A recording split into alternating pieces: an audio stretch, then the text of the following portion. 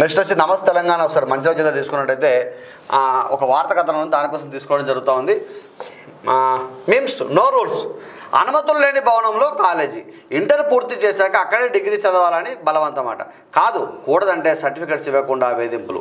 ఇదే అదునుగా double demand.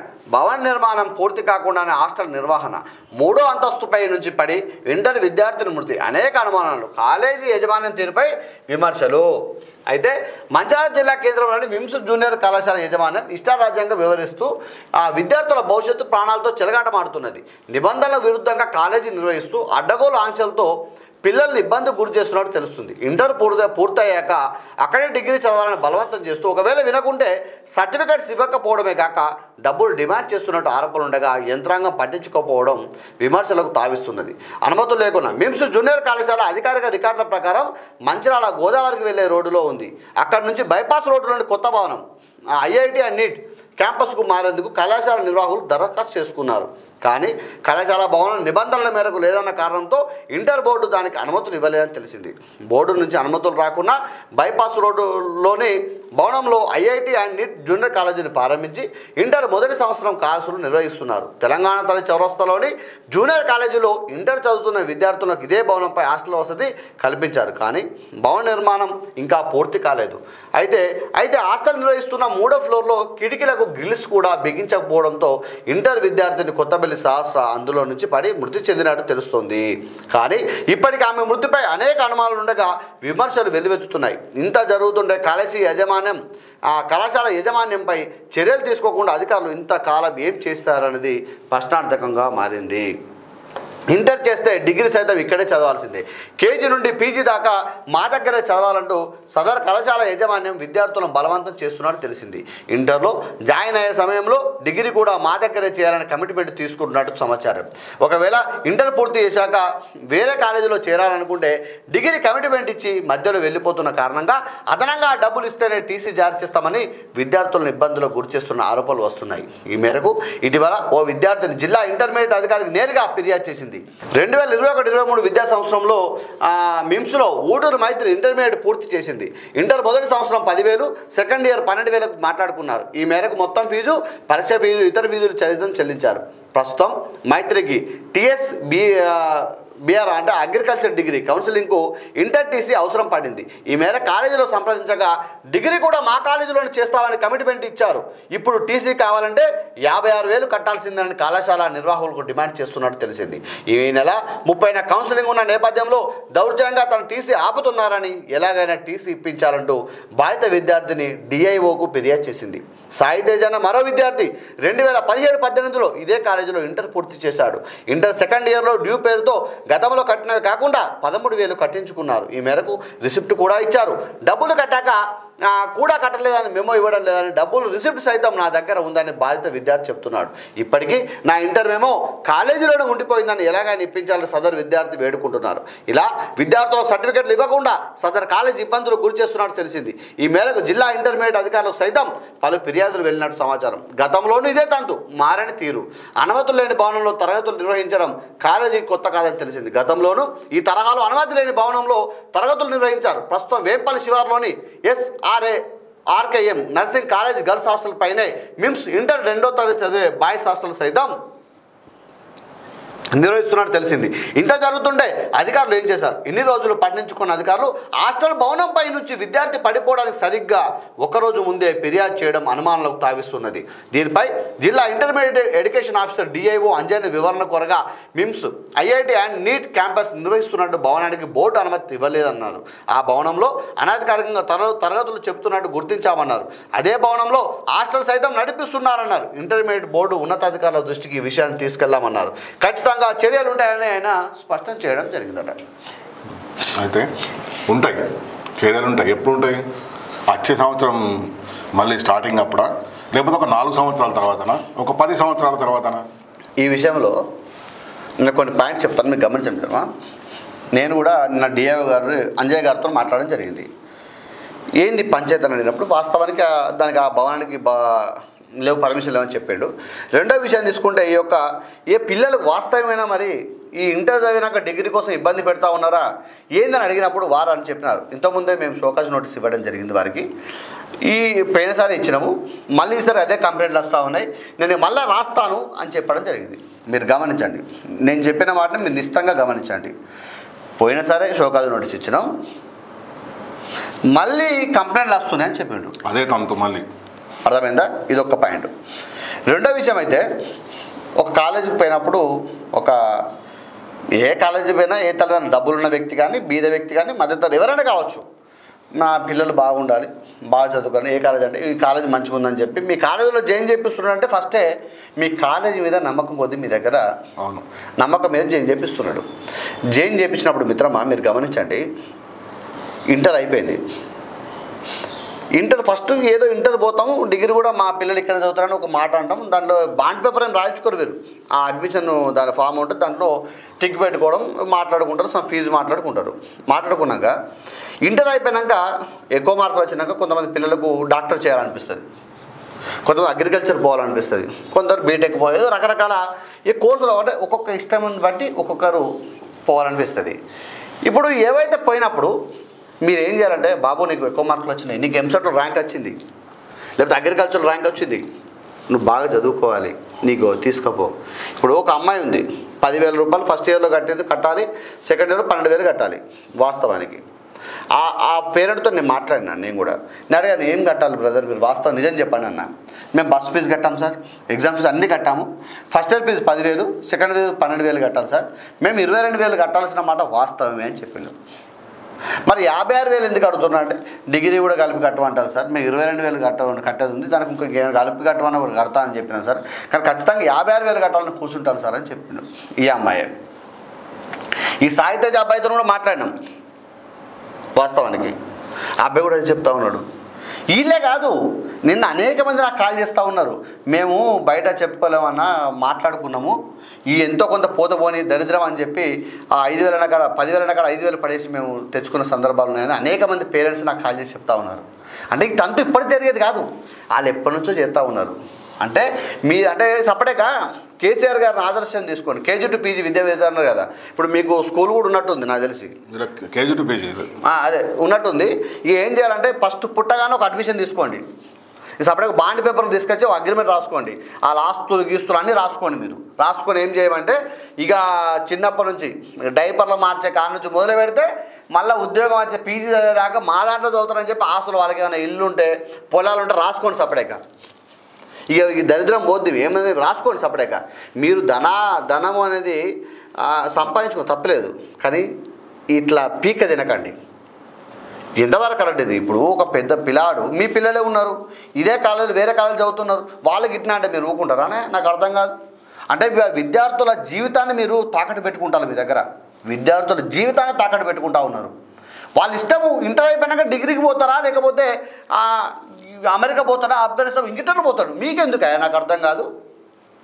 ఇంటర్కి ఒక ఫీజు ఉంటుంది, డిగ్రీకి ఒక ఫీజు ఉంటుంది. చెప్పండి మరి, ఫస్ట్ క్లాస్కు 10వ తరగతి ఒకటే ఫీజు ఉందా? ఇంటర్కు డిగ్రీకి ఒకటే ఫీజు ఉంటుందా? ఇంటర్కు పీజీకి ఒకటే ఫీజు ఉంటుందా? మీరు ఎట్లా కమిట్మెంట్ తీసుకుంటా ఉన్నారు? అంటే మీకు సంస్థలు ఉంటే మీ దగ్గర చదవాలా, ఇంటర్ మీ దగ్గర చదవాలి, డిగ్రీ పీజీ కూడా చదువుతారు, ఆఖరి ఉద్యోగాలు కూడా మీరే కల్పించండి. మరిగా ఈ పంచదంతు మరిగా అప్పుడు అందరూ ఉంటారు కదా, మీ దగ్గరనే చదువుతారు, మీ దగ్గర ఉద్యోగాలు చేస్తారు, చేయండి మరిగా ఈ పంచది కూడా. అది కూడా ఘనకార్యం మీరే వెలగబెట్టండి. మీరు కొంచెమైనా గుర్తుపెట్టుకోండి. ఎవరైనా పోయి మాట్లాడుతున్నాడు శ్రీకాంత్ గారు, కాలేజీకి పోయి మాట్లాడుతున్నాడ, కనీసం ఉండదట, రెస్పాండ్ ఉండదట. విద్యాసంఘాలను పోయి మాట్లాడుతున్నాడా, ఫోన్ లిఫ్ట్ చేయరట. ఎందుకు గమనం ముచ్చట్లేదు. వేరే కాలేజీలు పోనీ సహచార కాలేజీలు ఉంటాయి కదా, వాళ్ళు పోయి మాట్లాడినా కూడా ముచ్చట్లే కట్టుడే అండి, ఇలా ఇన్వాల్వ్ కాకుండా అని చెప్తారట. దీంట్లో నేను ప్రత్యక్షంగా చూసిన. అయితే ఏమైందంటే, ఒక అడ్మిషన్ మా బాబు ఒక అడ్మిషన్ చేసిన. ఫస్ట్ చెప్పడం ఏంటంటే 4th ఫ్లోర్లో హై స్కూల్లో 4th ఫ్లోర్లో స్కూల్ అంటే క్లాసెస్. రోజు బ్యాగ్ ఎంత ఉంటుందో తెలుసు కదా, మినిమం 15 కిలోలు ఉంటుంది, 10 కిలోలు ఉంటుంది. సార్ మరి 10-15 కిలోల బ్యాగ్ పట్టుకొని 4th ఫ్లోర్కు పిల్లలు ఎలా పోతారు అని ఫస్ట్ ప్రశ్న. లేదు సార్, లిఫ్ట్లో పోతారు. వెరీ గుడ్, లిఫ్ట్ అయితే ఓకే, ఫెసిలిటీస్ ఓకే. లిఫ్ట్లో పోతారంటే ఫస్ట్ 1-2 రోజులు లిఫ్ట్లో పోయినారు, దాని తర్వాత బ్యాగులు పోయినాయి, మనుషులు ఎక్కిపోయి, దాని తర్వాత బ్యాగులు పోయినాయి, దాని తర్వాత ఒక వారం 10 రోజుల తర్వాత మనుషులు కూడా ఎక్కిపోయి, లిఫ్ట్ కాదు మెట్లు ఎక్కిపోవాలి. లిఫ్ట్ బంద్ చేసిండు, ఓన్లీ అడ్మిషన్ టైంలోనే లిఫ్ట్లు. ఆ బ్యాగు పట్టుకొని రోజుకు 2-3 సార్లు 4 ఫ్లోర్లు ఎక్కి దిగితే బాబు అనేటోళ్ళు వాళ్ళ మెంటల్ కండిషన్ మనకి ఇబ్బంది ఉంటుంది వాళ్ళ మెంటల్ కండిషన్ కానీ ఫిజికల్ కండిషన్ కానీ ఎలా ఉంటుంది తీసి వేరే స్కూల్ వేసినాం. అయితే ఇక్కడ కమిట్మెంట్ ఏముంటుందంటే ఫర్ ఎగ్జాంపుల్ నేను ఇంటర్లో ఇప్పుడు 10th వేసినా లేకపోతే ఇంటర్లో వేసినా వీళ్ళు ఏం చేస్తారంటే అనుకోండి మా బాబు ఇంటర్ కాదు ఒక ఇంటర్ పేరెంట్ అడ్మిషన్కి పోయింది అక్కడికి పోతే ఏం చేస్తారంటే సార్ ఇంటర్ ఫీజు ఒక 50,000 అనుకోండి సార్ ఇంటర్ ఫీజు 50,000 మీరు మీ బాబు డిగ్రీ కూడా మా దగ్గర చదివితే మీకు 20,000 లేదా 25,000 డిస్కౌంట్ వస్తుంది. అప్పుడు ఏం చేస్తాడు ఫాదరు 20,000 డిస్కౌంట్ వస్తుంది అప్పుడు పరిస్థితి అప్పుడు చూద్దాం ఇప్పుడైతే మనం హాస్టల్లో వస్తామా సంతకాలు పెడతామా అని చెప్పేసి అంటాడో లేకపోతే చూద్దాం అంటాడు. ఇప్పుడు ఆ కమిట్మెంట్ ప్రకారం 20,000 25,000 కడతారు ఇంటర్ పూర్తి అయిపోతుంది. బాబు ఏం చేస్తాడు మీరు అన్నట్టు ఆయన బీటెక్కో ఐటీఓ ఏదో ఇటో దిక్కుపోతా అనుకుంటాడు. ఇప్పుడు మంచిగా చదవాలనే మనం మంచి స్కూల్ వేస్తున్నాం వాళ్ళు మంచిగా చదువుతారు చదివినాక వాళ్ళు ఎటో దిక్కు పోవాల్సి వస్తుంది. ఇదే స్కూల్లో ఉండరు కదా ఇదే కాలేజీలో ఉండరు కదా. సార్ మా బాబుకి టీసీ ఏంటంటే మీరు అప్పుడు ఏమన్నారు డిగ్రీ చదివిస్తా అన్నారు కాబట్టి మేము డిస్కౌంట్ ఇచ్చినాం ఆ 2 సంవత్సరాల డిస్కౌంట్ ప్లస్ మీ అడ్మిషన్ ఫీజు ఇవన్నీ కట్టండి. 10,000 ఫీజు ఉంటుందా?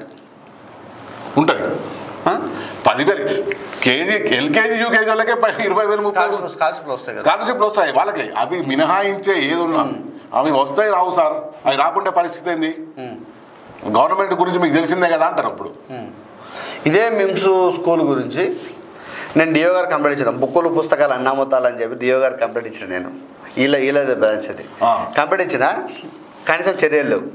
బుక్స్ విషయానికి వస్తే ఎంఆర్పి ఒక్కొక్క బుక్కు 400, 480, 600 అలా ఉంటాయి ఎంఆర్పీలు. అవేంటి కాపీ రైటింగ్ బుక్కులు గైడ్లు అటువంటివి ఉంటాయి. టెక్స్ట్ బుక్స్ మాత్రం మీరు గవర్నమెంట్లో కొనుక్కోవాలంటారు అంటే మన బయట ఉంటాయి చూసినా టెక్స్ట్ బుక్స్ మాత్రం అవి కొనుక్కోవాలి. ఈ మెటీరియల్ మాత్రం మా దగ్గర కొనాలి. వాటికి మాత్రమే 10 నుంచి 12,000 రూపాయలు అవుతాయి.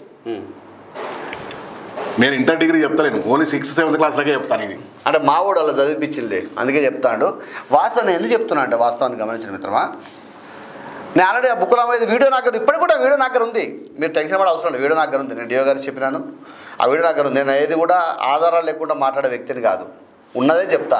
ఈరోజు కూడా ఈ యొక్క పేరెంట్స్ ఏదైతే మీరు చేసినా ఉందో ఘనకార్యం ఉందో ఈ పేరెంట్స్ అందరూ మాట్లాడాలంటే కూడా నేను వీడియో రికార్డ్ చేసుకుంటున్నా ఆడియో రికార్డ్ చేసి పెట్టుకుంటా ఉన్నాను. ఎందుకంటే మీరు గమనించండి మీ గురించి నాకు తెలుసు పూర్తిగా మీరు ఏం చేస్తున్నా ఏం కాదు మీ సంస్థ గురించి నాకు తెలుసు. ఇకైనా మీరు మాట్లాడని మేము అనుకుంటాను మీరు నేను అయినా కూడా అధికారులకు ఒక విషయం చెప్పదలుచుకున్నాను. దయచేసి ముందు ఈ ఇంటర్ డిగ్రీకి వీళ్ళకి పర్మిషన్ అని క్యాన్సిల్ చేయండి. వీళ్ళు చేసి ఇప్పటికే సంపాదించుకుని చాలు వీళ్ళ దగ్గర సరిపడే డబ్బులు ఉన్నాయి సంపాదించుకున్న సరిపోద్ది. వీళ్ళకి ఇంకా సహాయం చేయాల్సిన అవసరం లేదు. అధికారులు కూడా వీళ్ళకి సహాయం చేయాల్సిన అవసరం లేదు. విద్యార్థుల జీవితాలను నాశనం చేయాల్సిన అవసరం లేదు. వాస్తవానికి ఇక చాలు వీళ్ళకు ఈ క్యాన్సిల్ చేసి ఇక్కడ ఉన్న అడ్మిషన్లు వేరే కళాశాలకు బదిలీ చేయండి. ఫస్ట్ అసలు మీరు నేను ఏమంటున్నా ఒక రోజు డ్రైవ్ పెట్టండి. స్థానిక జిల్లా కలెక్టర్ గారు మేము విజ్ఞప్తి చేస్తా ఉన్నాం ఒకరోజు డ్రైవ్ పెట్టండి సార్. ఈ కాలేజీలో ఎవరో సర్టిఫికేట్లు ఉన్నారో వాళ్ళందరూ రమ్మని చెప్పి ఒక డ్రైవ్ పెట్టండి సార్. ఒకరోజు ఎంక్వైరీ చేయండి విచారణ చేయండి సార్. టీసీలు ఇప్పుడు టీసీ తీసుకుపోయినప్పుడు సర్టిఫికేట్ తీసుకున్నప్పుడు సంతకం ఉంటుంది కదా. 2010 వ్యక్తి 2018 ఎందుకు తీసుకున్నాడు ఎగ్జాంపుల్ చెప్తాను. 18 వ్యక్తి 23 ఎందుకు సర్టిఫికేట్ తీసుకున్నాడు ఈ 5 సంవత్సరాల కాలం ఎందుకు తీసుకోపోలేదు సర్టిఫికేట్ అక్కడ సంతకాలు ఉంటాయి కదా ఎంక్వైరీ చేయండి సార్. అబద్ధం అంటలే కదా అవి కూడా అవసరం లేదు. ఇప్పుడున్న పొజిషన్లో హుటాహుటిన స్కూల్ బిల్డింగ్లు కానీ కాలేజీ బిల్డింగ్ కానీ తనిఖీలు చేసి వీళ్ళకి పర్మిషన్లు ఉన్నాయా అసలు ఏ రకంగా ఉన్నాయి వీళ్ళకి లైసెన్సులు ఉన్నాయా ఈ బిల్డింగ్లో నడపడానికి ఇది ఉందా లేదా సంగతి దేవుడు శ్రీకాంత్ గారు ఆ సర్టిఫికేట్లు ఏవైతే ఇంటర్ అయిపోయిన పిల్లలు ఇప్పుడు కూడా తీసుకోవాలంటే మెమోలు ఉన్నాయట వాళ్ళ దగ్గర పోయి ఎంక్వైరీ చేస్తే ఇప్పటికి ఉన్నోళ్ళకి సరిపోదు వాళ్ళకి ఇప్పించిన సంతోషం పాతల సంగతి దేవుడు కానీ ఉన్నోళ్ళకైతే ఇప్పించాలని చెప్పి అధికారులు కోరుతా ఉన్నాను. ఏదో వాళ్ళకి ఇచ్చే ఫీజు ఒకటి ఉంటుంది ఏదో చెప్పేది ఒకటి ఉంటుంది. ఏదైనా సర్టిఫికేట్ ఆపడం తప్పు. వాస్తవానికి ఆ కళాశాల రద్దు చేయొచ్చు గుర్తింపు రద్దు చేయొచ్చు సర్టిఫికేట్లు ఆపితే మీరు ఆ దిశగా చర్యలు తీసుకోవాలని కోరుతా ఉన్నాను. ఎందుకంటే ఇటువంటి వాళ్ళతోని దేశానికి ప్రమాదకరమే జిల్లాకు ప్రమాదకరమే అందరికి ప్రమాదకరమే. రైట్ వాస్తవానికి మనం ఫస్ట్ నుంచి కొట్లాడేది విద్య వైద్యం మీదనే. విద్య సక్రమంగా ఉంటే వైద్యం సక్రమవుతుంది. యువత మంచి మార్గంలో పోతారు చెడు మార్గం లేకుండా కంపల్సరీ. మర్చిపోయినా ఇదే స్కూల్లో ఒక జర్నలిస్ట్కు అయితే కలెక్టర్ గారు ఒక జీవో ఇచ్చిన డిఓ గారు 50% ఫీజులు ఉంటా అంటే ఒక జర్నలిస్ట్ పోయినాడు ఇక్కడికి పోతే ఏమంటే మేము అందరు తీసుకునే ఫీజు కాకుండా మరి మా ఫీజు వేరే ఉంటుంది, దాన్ని ఆ ఫీజు వేసి మరి సగం చేయమంటారా మీరు అంటున్నట. ఎగ్జాంపుల్ పిల్లానికి ఒక 20,000 ఫీజు అనుకో శ్రీకాంత్ గారు.